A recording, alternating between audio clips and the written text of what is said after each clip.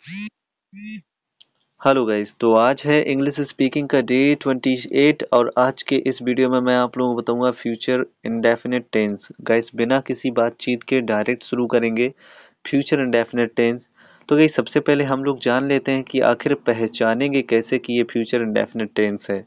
तो सबसे पहले आप लोग देख लीजिए इंडिकेशन, यानी कि अगर आपको किसी भी सेंटेंस के लास्ट में गा गी गे लिखा हुआ नजर आए और वहीं जो कार्य है अभी तक हुआ ना हो, आगे होने वाला हो, यानी कि भविष्य में हो, तो वहां पे तुरंत समझ जाइए कि फ्यूचर इंडेफिनिट टेंस है। चलिए एग्जांपल के जरिए देखते हैं। लिखा हुआ है वह स्कूल जाएगा, यानी कि अभी वह स्कूल गया नहीं है, जाएगा। और सेंटेंस के लास्ट में लिखा हुआ है गा, और यहाँ पे भी देखो इंडिकेशन में लिखा हुआ है गा, यानी कि ये वाला टेंस जो है ये फ्यूचर इंडेफिनिट का है। एक और देखते हैं, हम कार चलाएंगे, यानी कि चलाएंगे, अभी चलाई नहीं है, चलाएंगे। तो ये भी देखो लास्ट में गे लगा हुआ है और इधर पे भी गे लगा हुआ है, यानी कि ये दोनों के दोनों आपके फ्यूचर इंडेफिनिट टेंस हैं।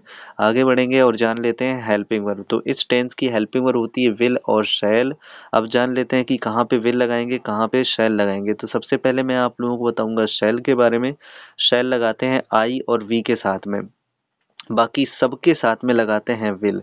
लेकिन गाइस, एक कंडीशन ऐसी भी है जब हर जगह पे विल ही लगेगा, उसको मैं वीडियो के लास्ट में बताऊंगा। इसके अलावा एक और कंडीशन है, जब आई वी के साथ में विल लगेगा और इन सभी के साथ में शैल लगेगा। तो अगर इस जानकारी को भी आपको जानना है तो आपको वीडियो को लास्ट तक देखना है। चलिए आगे बढ़ते हैं और देख लेते हैं अफर्मेटिव सेंटेंसेस को।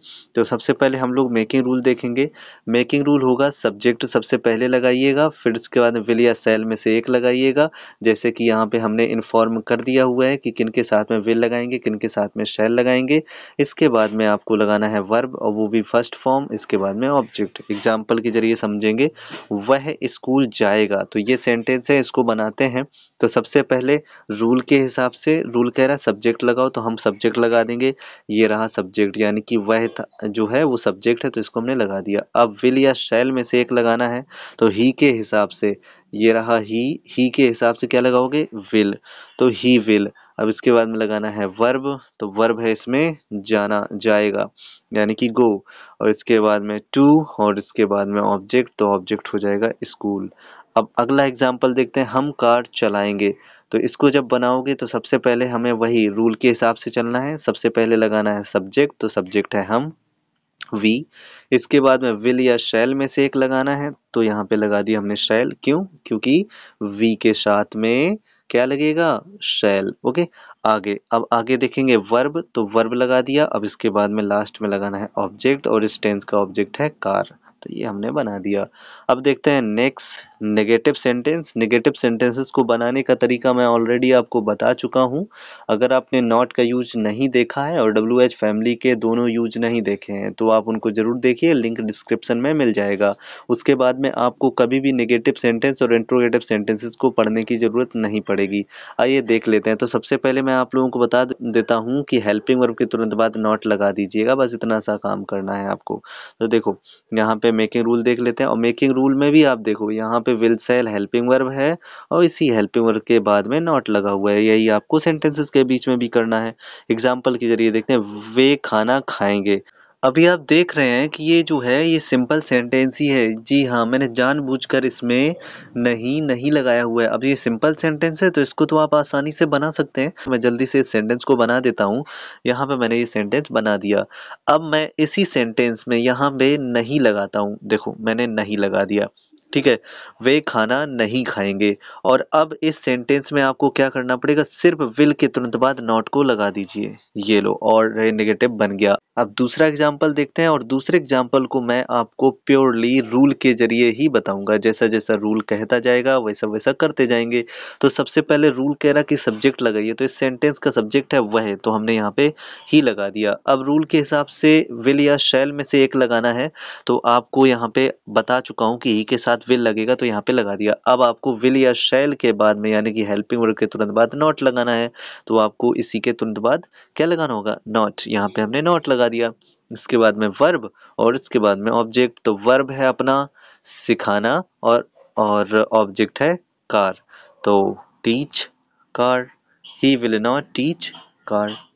और अब सिंपल और नेगेटिव के बाद में बात करते हैं इंट्रोगेटिव सेंटेंसेस की। तो इंट्रोगेटिव सेंटेंस जो होते हैं ये दो प्रकार के होते हैं।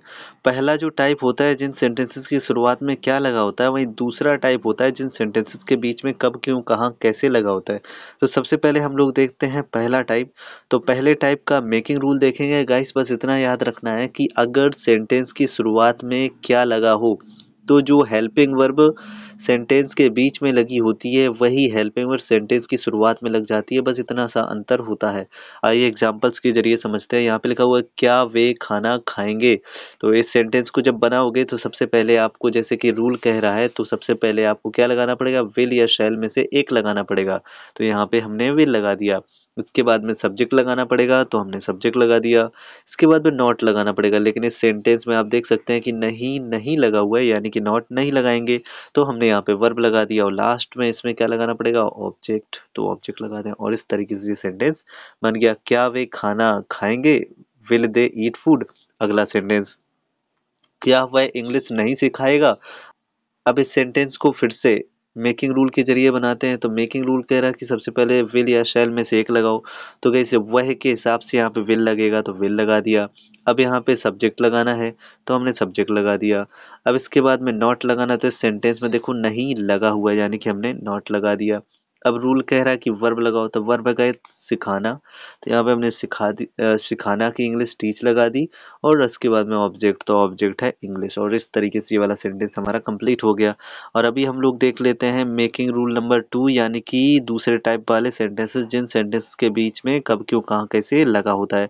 तो इसको जब बनाओगे तो आप चेक करो, यहाँ पे विल सेल से स्टार्टिंग है और यहाँ पे भी बिल्कुल सेम रूल लिखा हुआ है, लेकिन थोड़ा सा अंतर है कि शुरुआत में यहाँ पे क्वेश्चन वर्ड लगा है, यानी कि पूरा यही सिस्टम होगा, यानी कि पूरा इसी प्रकार से बनाएंगे, लेकिन बस शुरुआत में जो भी क्वेश्चन वर्ड सेंटेंस के बीच में लगा हुआ उसको शुरुआत में लगा देंगे। आइए एग्जांपल्स के जरिए देखते हैं। तुम स्कूल क्यों जाओगे। तो सबसे पहले इस सेंटेंस में क्वेश्चन वर्ड लगा देंगे। क्यों, क्वेश्चन वर्ड सबसे पहले दिया हुआ था, हमने क्वेश्चन वर्ड लगा दिया। अब विल या शैल में से एक लगा देंगे, तो यहाँ पे तुम के हिसाब से विल लगाएंगे। अब सब्जेक्ट लगा दो, तो सब्जेक्ट है तुम, यानी कि यू लगा दिया। अब नॉट इस सेंटेंस में नहीं जो है वो दिया नहीं है, यानी कि नॉट नहीं लगाएंगे। वर्ब लगा दो और ऑब्जेक्ट लगा दो, तो हमने वर्ब लगा दिया और इसके बाद में ऑब्जेक्ट लगा दिया। अब यहाँ पे देखो एक और सेंटेंस दिया हुआ है, दूसरा नंबर, वे कहाँ काम करेंगे। तो इसको जब बनाओगे तो इसको बनाने के लिए फिर से वही कहाँ की इंग्लिश सबसे पहले लगा दो, तो वेयर। अब इसके बाद में विल या शैल में से एक लगा दो, तो विल, ठीक है ना। फिर इसके बाद में सब्जेक्ट लगा दो, तो यहाँ पे दे। इसके बाद में वर्ब। और गाइस इस सेंटेंस में ऑब्जेक्ट है ही नहीं, यानी कि ये सेंटेंस आपका कंप्लीट हो गया। वे कहाँ काम करेंगे, वेयर विल दे वर्क। अगला सेंटेंस है हम सुबह कब नहीं जाएंगे। तो इसको बनाइए। तो सबसे पहले का है कि इंग्लिश कब की, तो इसको लगा दिया। अब दूसरे नंबर पे आपको विल या शैल में से एक लगाना है, तो यहाँ पे हम शैल लगाएंगे। क्यों, क्योंकि हम के साथ में शैल लगाते हैं। इसके बाद में आगे देखते हैं और आगे आपको लगाना है सब्जेक्ट और सब्जेक्ट के बाद में लगाना है नॉट। क्यों, क्योंकि इस सेंटेंस में नहीं दिया हुआ है। और रूल के जरिए आप देख लो कि नॉट कहाँ पे लगेगा, सब्जेक्ट के बाद में। इसके बाद में आगे बढ़ेंगे और गो, और इसके बाद में इन मॉर्निंग, और इस तरीके से हमने ऑब्जेक्ट लगा दिया और इस तरीके से हमारे सेंटेंस कंप्लीट हो गए। और अब बात करते हैं उस एडवांस रूल की जिसके बारे में मैंने शुरुआत में डिस्कशन किया था कि आई वी के साथ में विल लग जाता है और बाकी सब के साथ में सेल लग जाता है। ऐसी क्या कंडीशन है गाइस, अगर सेंटेंस में अवश्य या जरूर ऐसा कुछ लगा नजर आए तो इनकी इंग्लिश नहीं लिखी जाती है। अवश्य या जरूर की इंग्लिश एब्सोल्युटली होती है, सर्टेनली होती है, लेकिन इनकी इंग्लिश नहीं लिखी जाती है, बल्कि इनकी इंग्लिश लिखने की जगह पे हेल्पिंग वर्ब को चेंज कर दिया जाता है। जहां पे आप अभी देख रहे हो जो आपका आई है, आई के साथ में शैल लगा है, ही के साथ में विल लगा है, वहीं पे क्या हो जाएगा कि आई के साथ विल लग जाएगा और ही के साथ में शैल लग जाएगा। वहीं दूसरी कंडीशन की बात करते हैं तो दूसरी कंडीशन ये है कि एडवांस इंग्लिश जो है उसमें हर जगह पे आप विल लगा सकते हो, चाहे वो वी हो चाहे आई हो, कोई सा भी सब्जेक्ट हो, आप वहां पे हर जगह पे विल लगा सकते हो। गाइस इंग्लिश स्पीकिंग सीखने के लिए और इस प्रकार की जानकारी को प्राप्त करने के लिए आप चैनल को सब्सक्राइब कर लीजिए, वीडियो को लाइक कर दीजिए। मिलते हैं नेक्स्ट वीडियो में, तब तक के लिए बाय, टेक केयर।